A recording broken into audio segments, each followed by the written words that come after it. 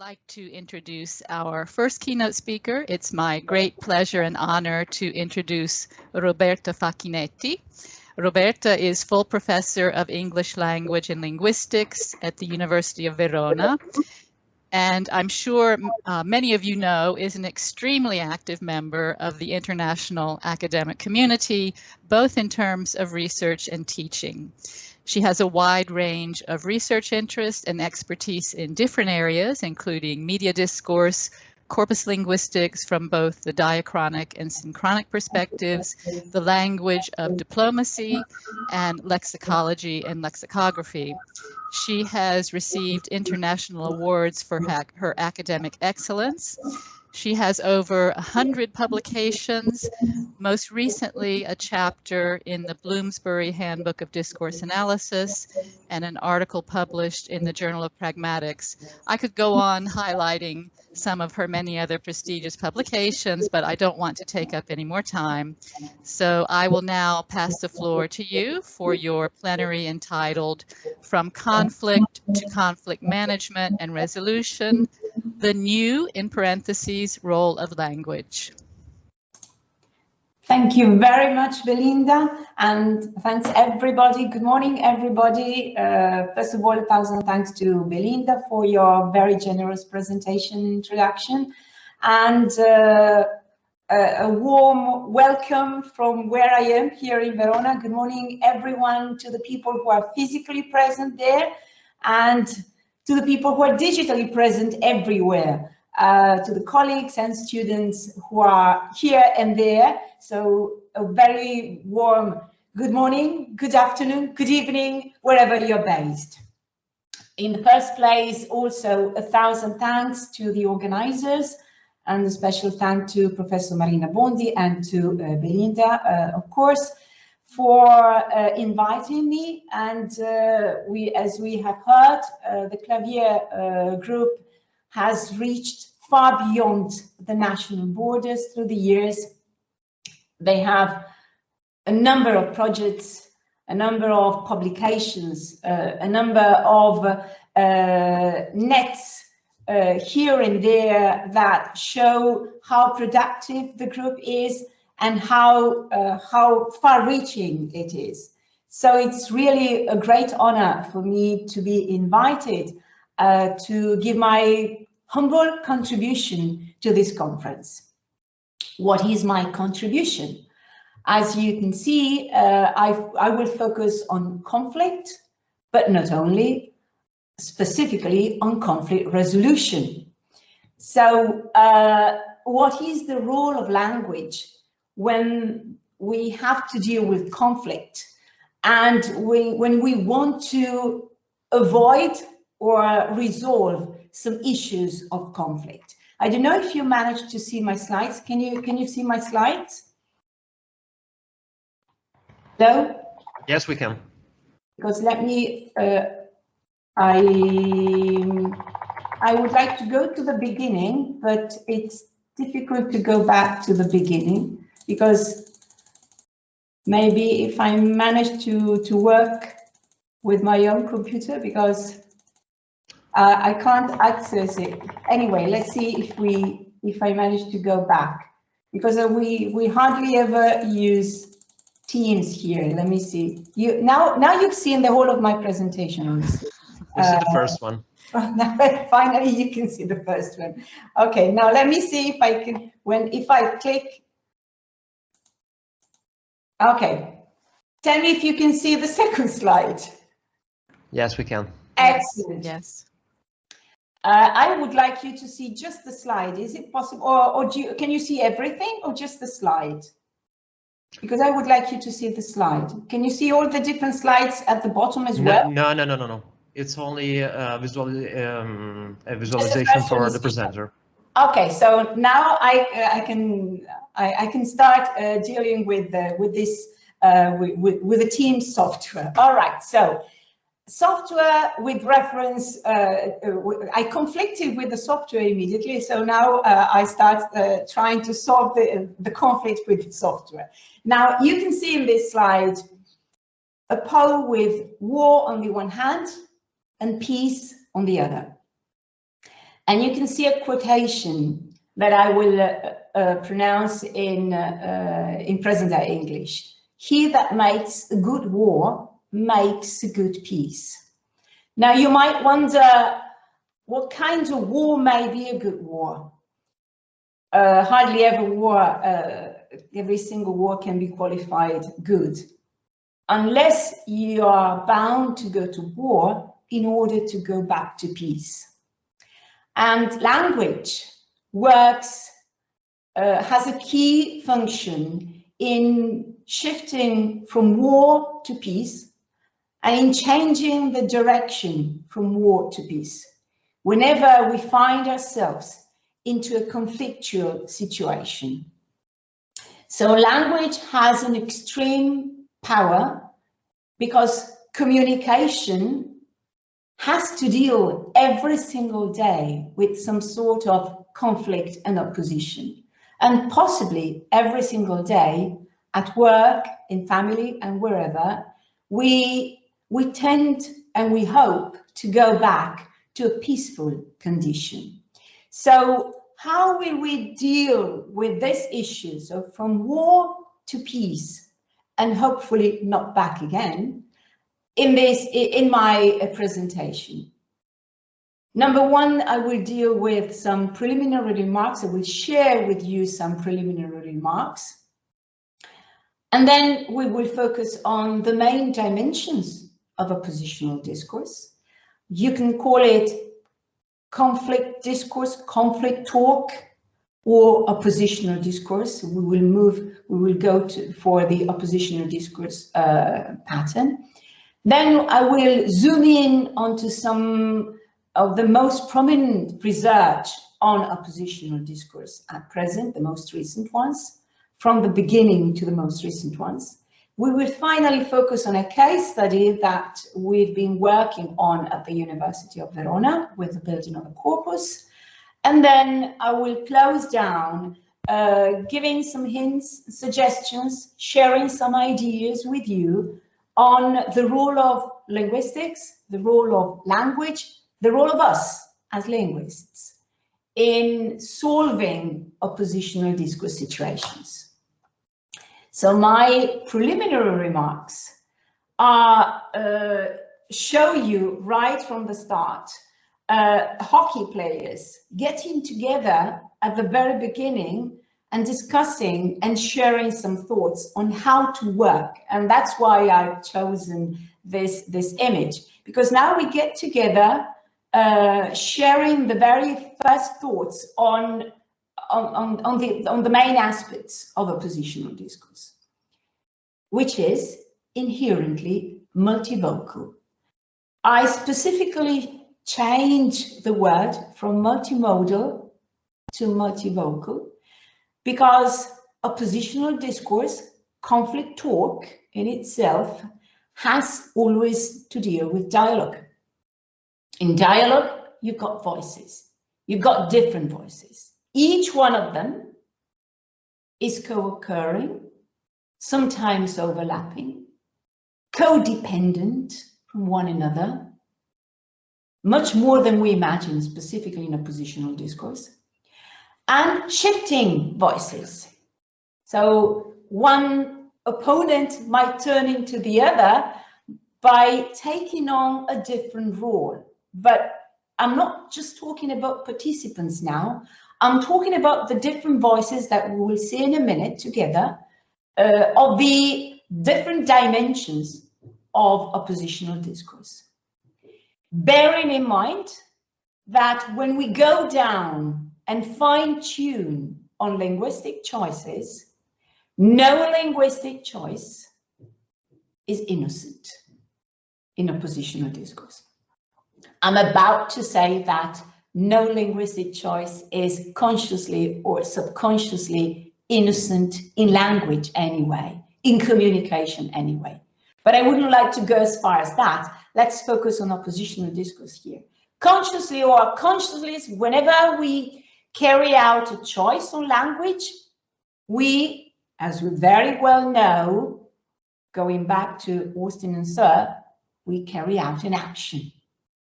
And actions are again, extremely powerful when we deal with conflict and opposition. So the final aim of linguistic strategies in oppositional discourse is to induce change in this multivocality and in this not innocent changes and choices.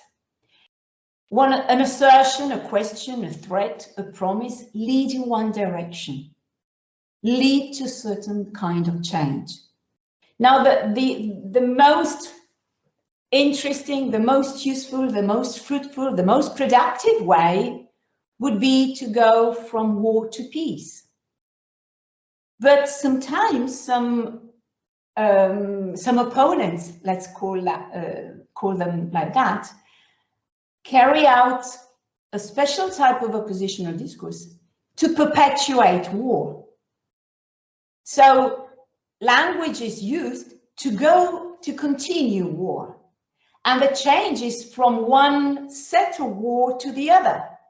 So they are aggressive, and we will see that in online and with only online talk. And the aggressiveness has a specific function.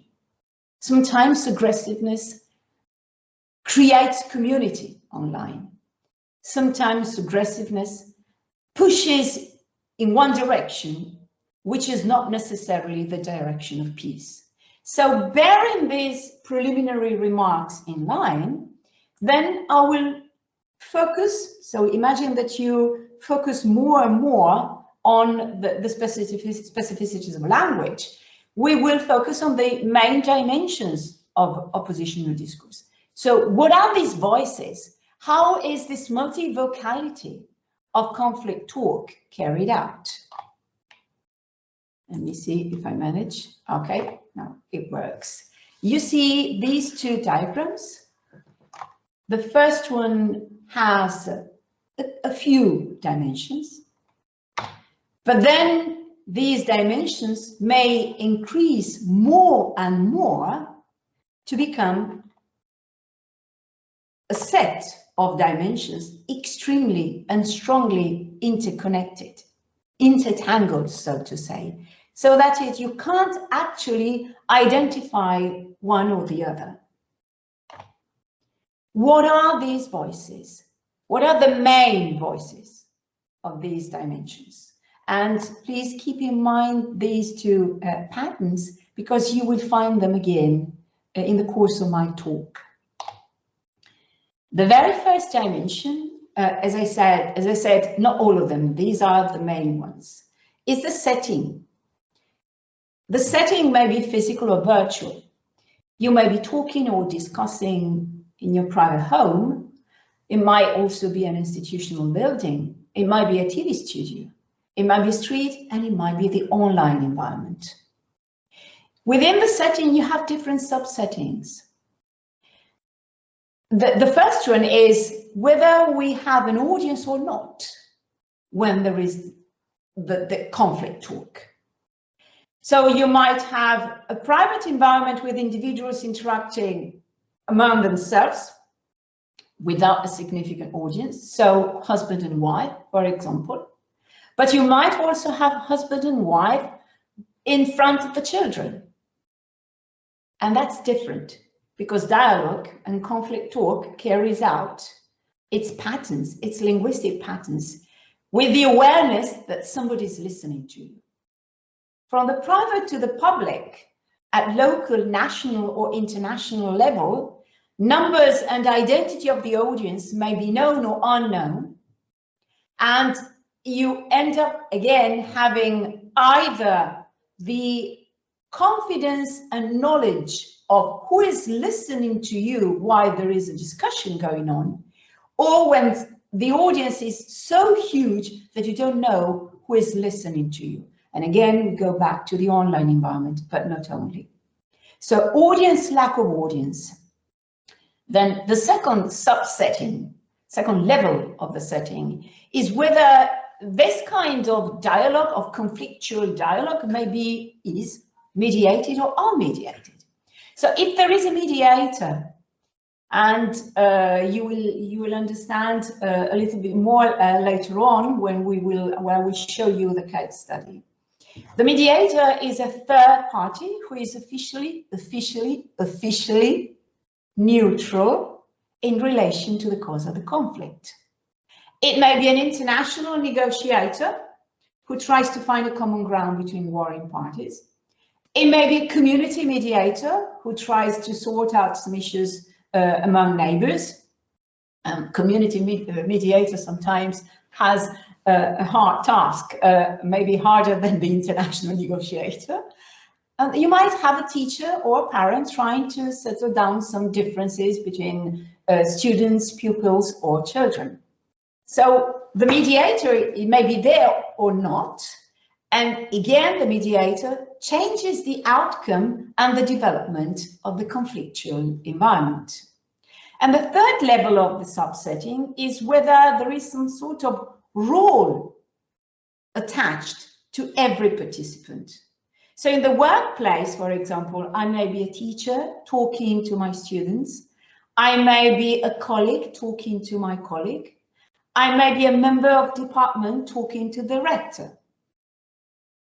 There is a role-based function that makes me accountable to the other people according to my function, to my professional role.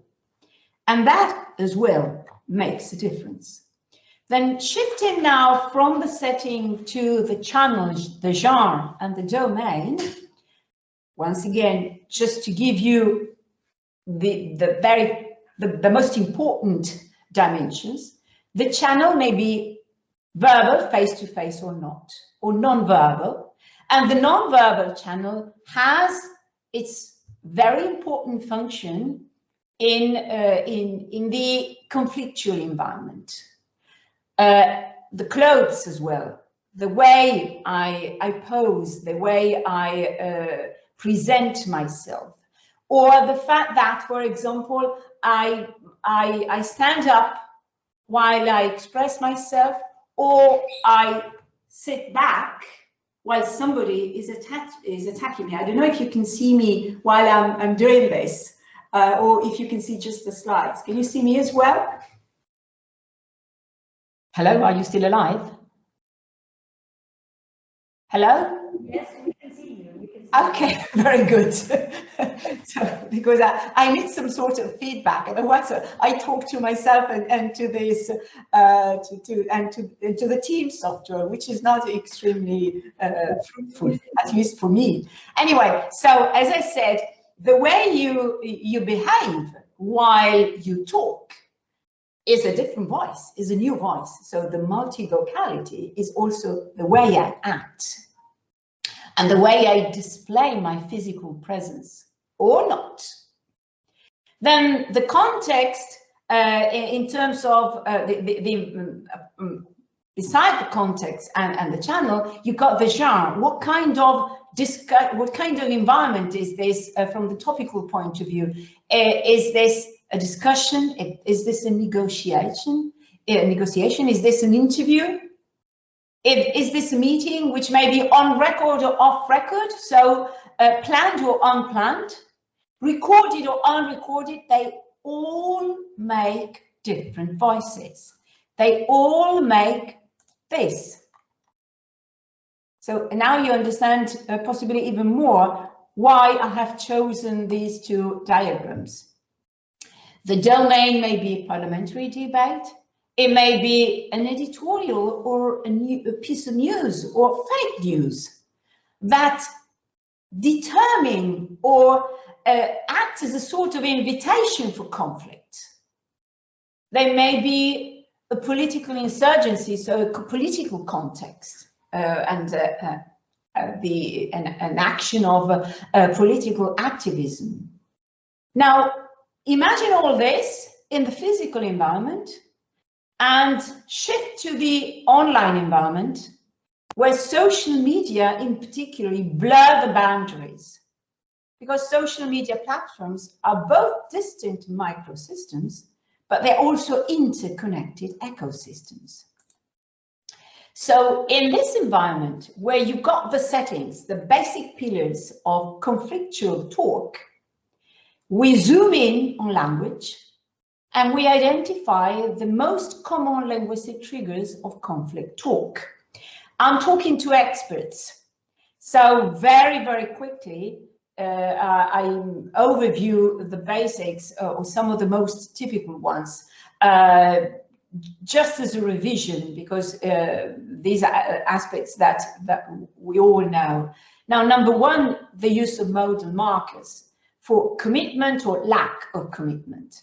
So if you discuss and say, I think, or we think, that's also different. I suppose, or possibly, maybe, actually, or the difference between certainly and surely, and obviously, especially in a tentative context. If you shift to the obviously and certainly, when the whole of the conflictual talk is on the possibility rather than on the certainty, these two voices make a difference and generate different paths, different avenues. Grammatical conjunctions, the use of grammatical conjunctions, which is not just but, instead, or not, but particularly when they are connected in syntactic frames.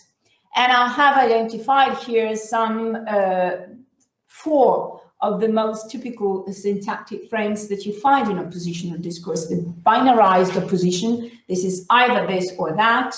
The negated opposition, this is X and not Y. The concessive opposition, that you find an example here, I'm not a racist, but, or although I'm not a racist, yet, so on and so forth. So despite not being a racist. And then the replacive opposition, this is X, rather than. And rather than behaves differently from not. So linguistically speaking, you've got different aspects. Now let me see here again.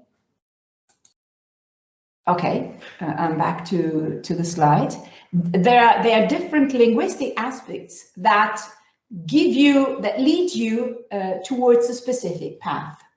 Lexically speaking, naming, particularly in the most recent research, makes an even greater difference. If you consider the use of words and naming in migration discourse, there is a group in Lancaster who's been working for years on this issue, particularly focusing on corpus analysis techniques. Now, one thing is to say that a person is a migrant, or the group is both people, and another thing is to say that they are refugees. So if you don't call them refugees, the people are denied a label that denotes that legal status. So you avoid expressing their possible legal status. But even more, if you create, and once again I go back to the rotating patterns that I showed you earlier on, if you create a cluster, because there are clusters of voices, if you create a cluster of linguistic patterns, of lexical patterns, but also syntactic patterns that lead you in one direction or another. So if you do not only focus on the word migrant, but you, for example, exploit a number of words and terms around the word migrant that lead you in the direction of the fact that the migrant is either legal or illegal, that it's genuine or non-genuine, that the refugees may be genuine or not genuine. So if in media language, for example, if in editorials, but even more tactfully in news, you create a cluster of language, so the company of words, we tend to say, that shows you and that leads you in one avenue rather than another, then it's not just the issue of naming, but the issue of the whole cluster that creates a kind of talk, or when I say oppositional discourse in general, so maybe spoken or written. So these different voices are extremely efficient from the rhetorical point of view, because they divide the group. They divide the two groups. One portion can be dismissed as deserving or undeserving. Now, unfortunately, you can't see, the visualization is different, but in the first one, you had the same pattern with a different color. So basically, you separate them. And you show the separation in writing and in speaking by clustering around the word refugees a certain number of other voices, other linguistic voices. Another example is, for example, when you deal with visitors to a community from the outside. In English-speaking cultures, and now we go to the intercultural level. In English-speaking cultures, a stranger is not the same as a guest. They are two different categories. So in Anglophone countries, a stranger is not necessarily a guest, and vice versa. And if a stranger wants to reach up the level of being qualified as a guest, then you really need to step up and you need to be acknowledged and welcomed. In Greek language, in the Greek culture, xenos means both stranger and guest. So naming makes the difference. If you go back to the ancient world, to ancient Greece, a guest used to bring both honor and information in the scattered places of the Greek islands, for example, where very few people inhabited the different islands. Then bringing the coming of a new person was qualified as an honor, and as a person bringing new facts, bringing information. So it was both a stranger but also a guest. Now, bearing in mind the potential of and the importance of naming in different cultures, so another voice coming in between leads you again in one direction or another. And for diplomats, just to give you an example, this is extremely important, because a diplomat tends to be a mediator, is supposed to be a mediator, is supposed to be a facilitator. And you can't facilitate anything if you're not aware of the different cultures you are absorbing and you are experiencing in opposing situations. So let's move on now from the world of conflict in general to conflict in the digital environment. Now, digital communication is the broad term. We've been hearing through the years quite a lot of other terms. So computer-mediated communication, computer-mediated discourse, digital communication, discourse and digital practices, the language of new media, no longer new by now, the language online. Now, these different terms, I would generally refer to digitally mediated communication, because in this way, you've got the digital tools that are not just an interface between the online and the offline, but you've got about the different mobile devices as well. And interestingly enough, scholars focusing on digital discourse pertaining to oppositional patterns notice more and more that digitally mediated interactions, particularly with reference to oppositional discourse, are not as different from face-to-face interactions. So the environment, the scholarly environment, is gradually shifting from a diversification between online and offline in terms of digital, non-digital, to showing an understanding and acknowledging that the two are more similar than we might expect. Indeed, there are some patterns that are particularly recurrent in the digital environment, like the use of like, share, or block, of report of use. Again, we are specifically focusing on oppositional discourse now, and also the continual invitation of digital discourse the people who practice digital discourse to review other people's online behaviors that may be positive or may be negative. And when it's negative, you end up having this kind of conflict. So these people and the online strategies that that can be applied and that have been seen as not being so different from the offline patterns in terms of conflictual strategies can be of different types.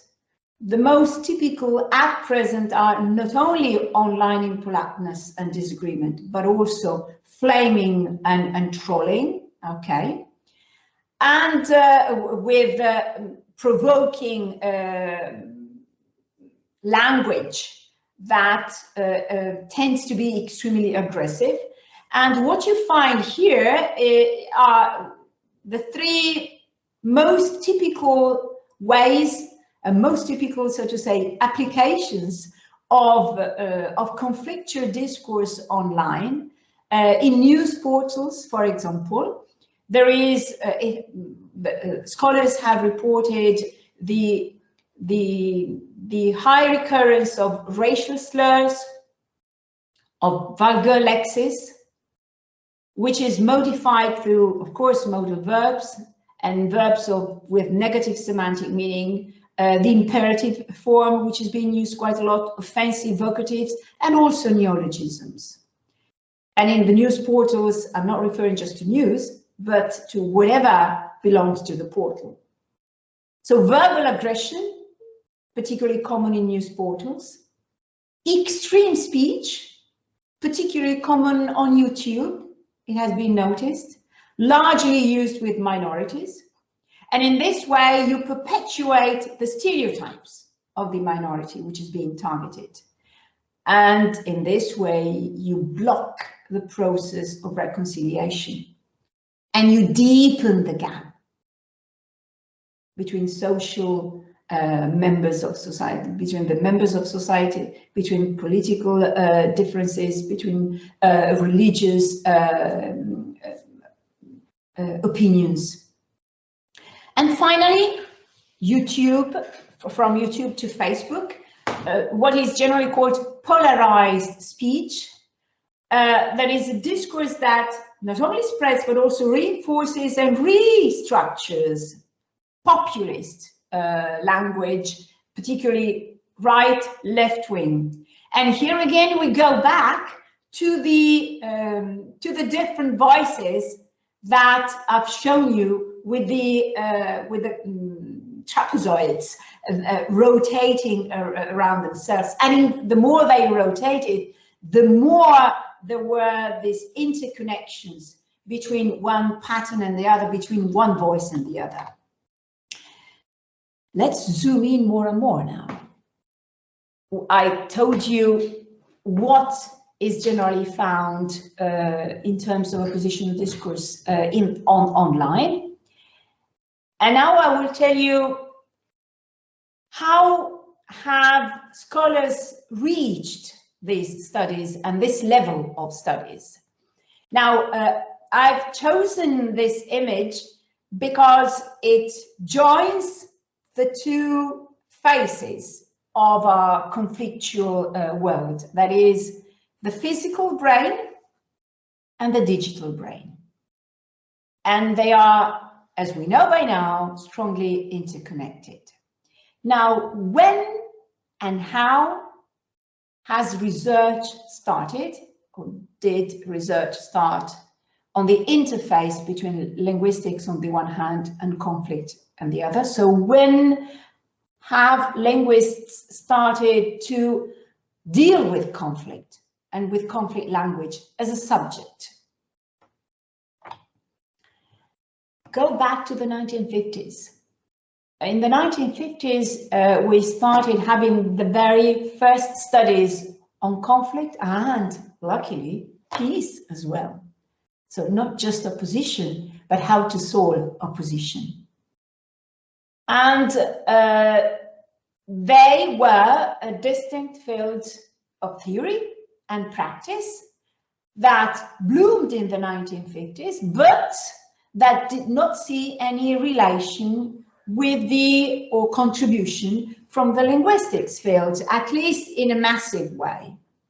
So a number of projects were carried out in the 1950s, but linguistically speaking, there was no study from the linguistic point of view. So there were political studies, there were social studies, there were intercultural studies. Through the decades, the growing international echo of conflicts, of wars, of political violence, which does not mean necessarily that they have increased. It means that the echo has increased and has reached the outer world. This, through the decades, has led to an increased attention on the interplays between language and conflictual situations. And in the 90s, towards the end of the 90s, these two people, Pearson and Littlejohn, published a book entitled Moral Conflict When Social Words Collide, where they insisted a lot on the fact that communication is the essence of all conflict. And that if we want to reduce conflict, atrophize conflict, then we need to work on communication. That started off the blooming of a number of scholarly studies, of books, articles, journals, portals, so internet portals, specifically dedicated to, as we can see here, language, aggression, and conflict. Now, these that you see here, 1998, 2002, 2005, have a number of, have had more and more through the decades, through the years, a number of articles being published on the issue.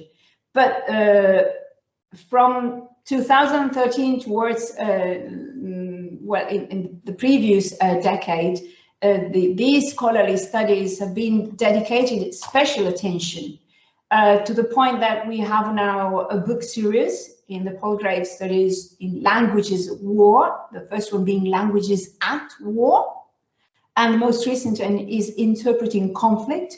And notice the comparative attitude, because there is the intercultural aspect, but also the interlanguage aspect. And this is a further voice. Then the Council of Europe in 2016 published Bookmarks, which is a manual for combating hate speech online. And then, even more recently, there has been an increased combination of online and offline oppositional discourse studies on both. And these studies on both have reached the conclusion, as I anticipated earlier on, that the typical strategies that qualify offline oppositional discourse can be found online as well. Now, I go very quickly. Belinda, could you please tell me how much more time do I have? Belinda, hello?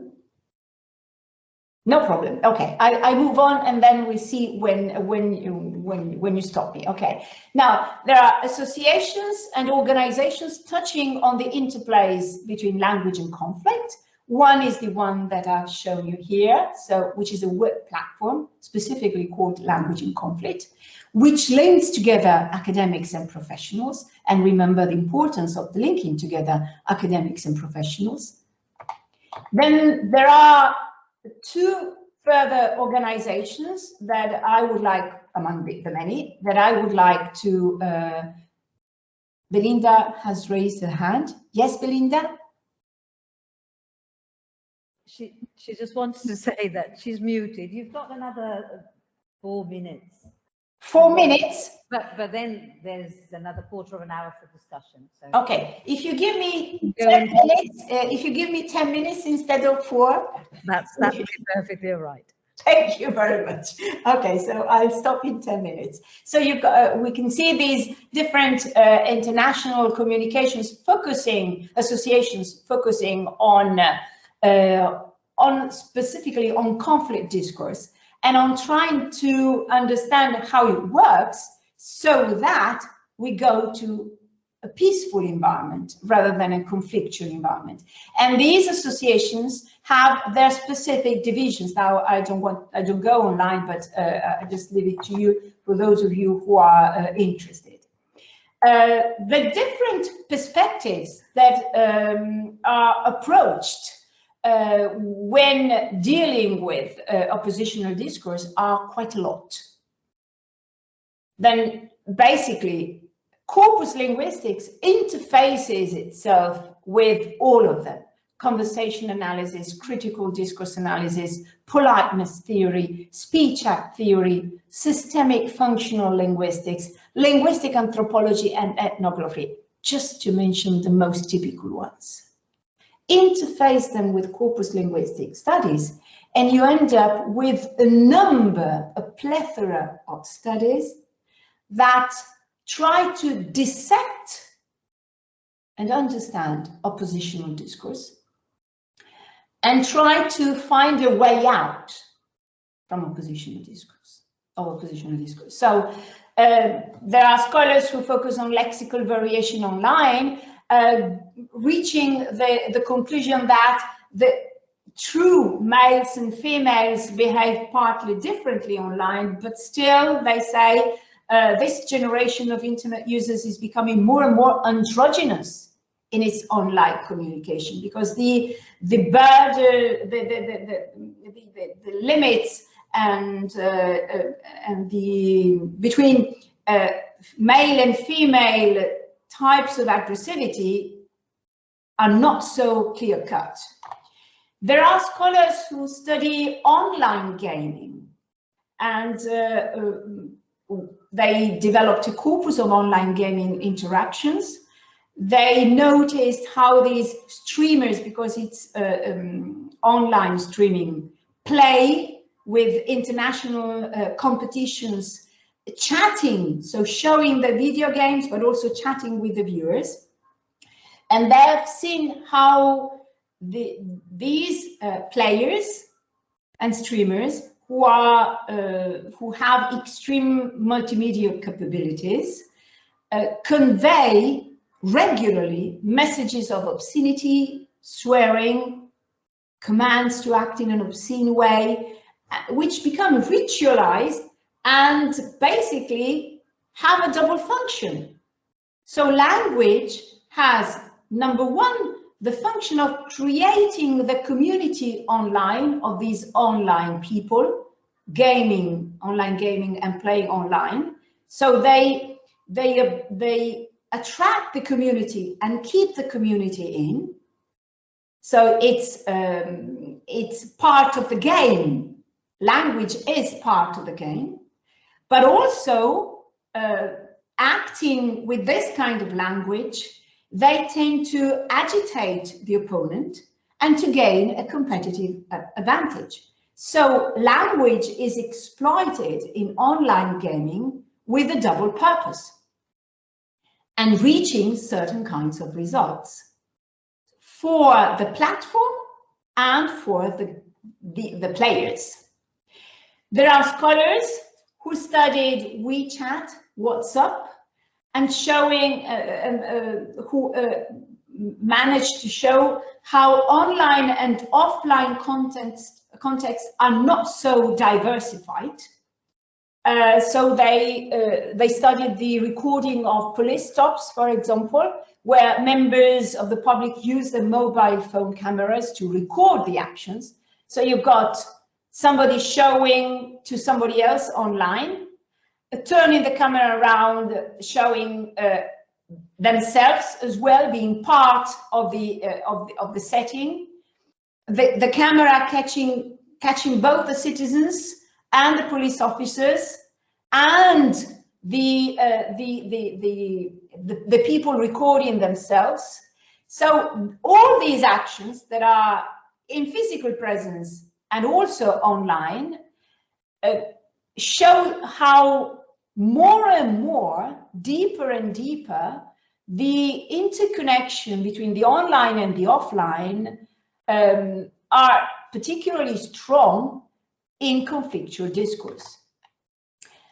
Let me show you now, and I go as quickly as possible, a case study of conflictual discourse that you can see here.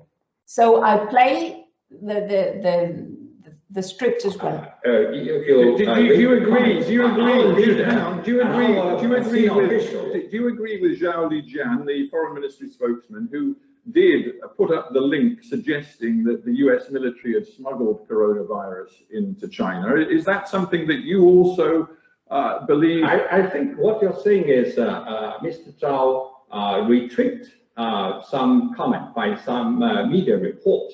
You know, that I do not know why you focus on some comments by individuals in China, but you miss the disinformation by senior officials, by even the national leaders of the United States. You know, start this campaign of disinformation, especially by the top diplomat, you know, Secretary of State. I think when it's come to China, there's no any good word about China. And China is really regarded, you know, as a evil, you know, not as a country which lending a helping hand for Americans in fight against this virus. I do not quite understand. Now, what you have heard here is a dialogue, is an interview between a British journalist and a Chinese ambassador.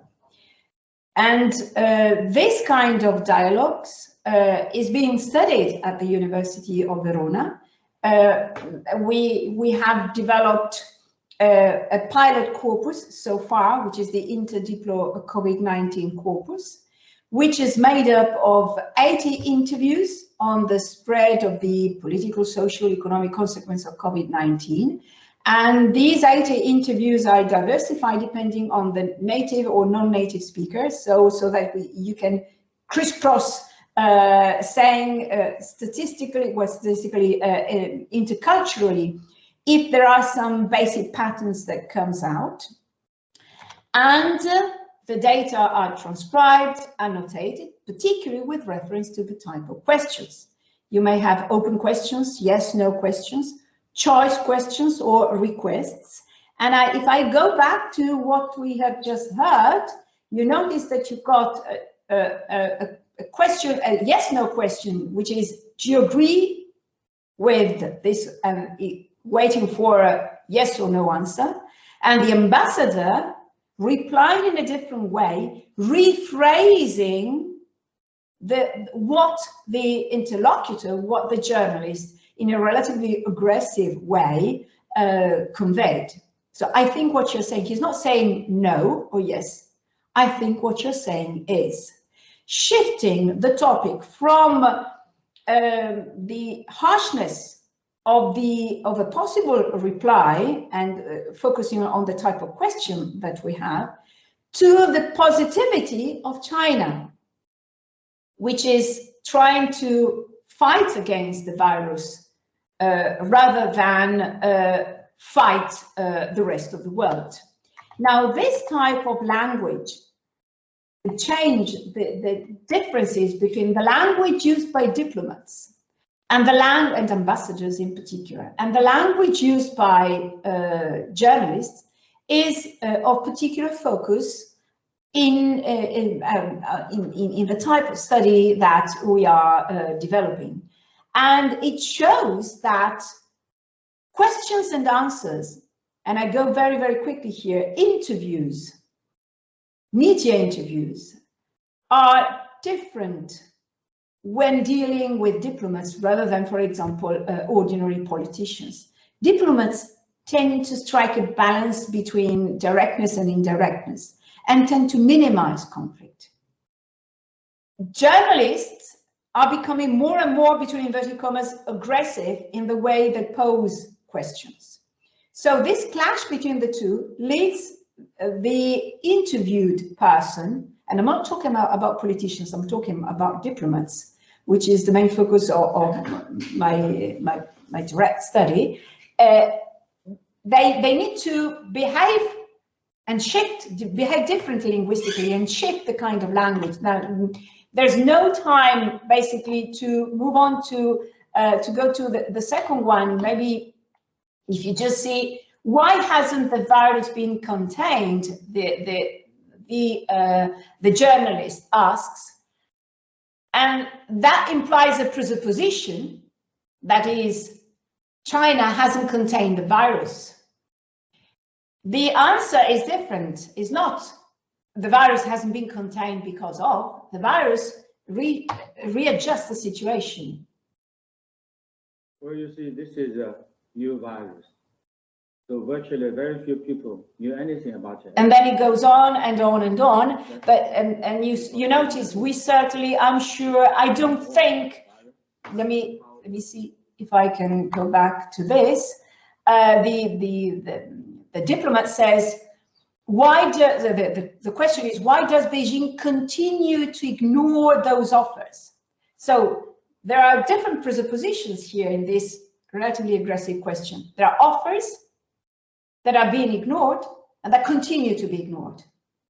And then the interlocutor has to destroy all these presuppositions and go back to a positive environment. I don't think it's been ignored, and then it starts readjusting and rebuilding on what he has tried to deconstruct. So here you've got different aspects of presupposition in loaded questions. So there are more and more loaded questions on the part of linguists and more readjustments on the part of diplomats. Final point. What should we do as linguists? What is our role here? We should identify these rhetorical fallacies, the flaws that are present in arguments and in conflictual arguments, and that trigger and feed hate and conflict. So that once we know these patterns, we are able to manage, and the whole of the community is given the tools to manage conflict and possibly to resolve conflict as well.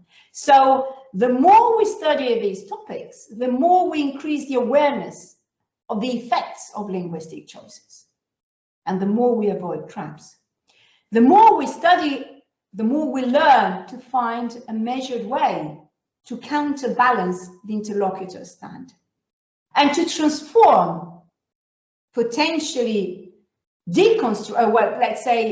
oppositional environments in constructive environment. Indeed, now we start having corpora specifically dedicated to the fighting of online hate speech, and this corpus has just been released. So let me close down with a philosopher, with the words of a philosopher, Bakhtin, who wrote, "Language lies on the borderline between oneself and the other. The word in language is half someone else's, and it becomes one's own only when the speaker populates it with his own intention." And let me add, positive intentions, his own accent. And when he appropriates the word, adapting it to his own semantic and expressive intention, positive intention. Prior to this moment of appropriation, the word exists in other people's mouth. So let's make other people's words our own, deconstruct the negativity, and move forward to the positivity. So he says, in other people's context, serving other people's intentions. It is from there that one must take the word and make it one's own. And let me finally add, make the intention a unified intention, which moves towards peace rather than conflict. Okay, thank you very much, and sorry for moving on too much and beyond the scope of the 45 minutes. Okay, thank you, Roberta. Thank you very much. I think that this is such a timely presentation, considering the increasing levels of extreme discourse that we're seeing, such that we talk about the decline of civilized discourse. So thank you very much for that very interesting presentation. And I think we might have a couple of minutes to squeeze in any questions or any comments from the floor.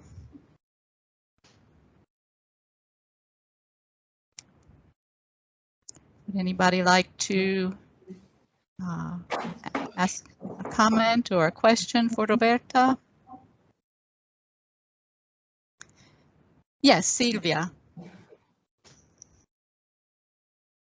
Well, perhaps if I may, it's actually Marina again. Oh, Marina. Okay, sorry, I saw the hand next to Silvia.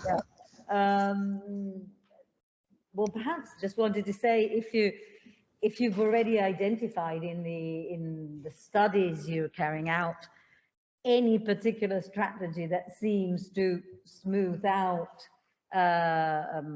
conflict. For example, well, you may have your own examples. In some of the work I've done on blogs, for example, even just acknowledging each other's positions may help out. Just wanted to get your first impressions of this very interesting work that you're doing. Thank you very much, Marina. While you were talking, I moved on to an extra slide that I couldn't squeeze in my talk. And the extra slide was actually focusing on three main patterns that appear to crop up and pop up continually in the study. So the use of, well, three different aspects, and I emphasize here subjectivization, but mostly presupposition and reframing. As I very briefly anticipated earlier on, journalists insist quite a lot and more on posing questions, on asking questions that imply and presuppose some facts, which end up having or being to some extent fallacies, because they give for granted what still needs to be verified. So the increasing use of presuppositions on the part of journalists, and of also strong and to some extent binary questions leading to binary to answers that are mostly yes, no. So they want proper response and leaving little ground for the open dialogue. In contrast, diplomats, and once again I emphasize on the difference between diplomats and politicians, because politicians advertise themselves. Their final aim is to advertise their political plans, their actions, and their team, and so on and so forth. The final aim of an ambassador or of a diplomat is not to advertise himself, but is to bring forward the positivity of different sides, and of at least one side, which in this case is the ambassador the Chinese ambassador, trying to ease the environment, dealing with some accusations focusing on coronavirus. So the aim is different. And if the aim is different, the whole language changes. And it's very easily noticeable in the preliminary studies that we are carrying out here, where they insist on not answering directly the question. So if it is a yes-no question, you hardly ever have a yes-no answer from a diplomat. If it is a request, you tend to, you notice that they are gradually shifting the focus on a different topic, or a topic that leads to positivity rather than negativity. And that's another aspect that keeps on coming up in the interviews that we've been studying. So they reframe also the question, saying earlier on was, I think what you imply, what you want to say is this, which was not exactly what the journalist wanted to say. It was different. But then he shifted the attitude. And the interesting fact is this, that these subtleties of the language reduce the level of tension, or tend to reduce the level of tension, and tend to open a different avenue, which, if both interlocutors agree on the final aim of leading to a positive change, then might go on to the peaceful outcome.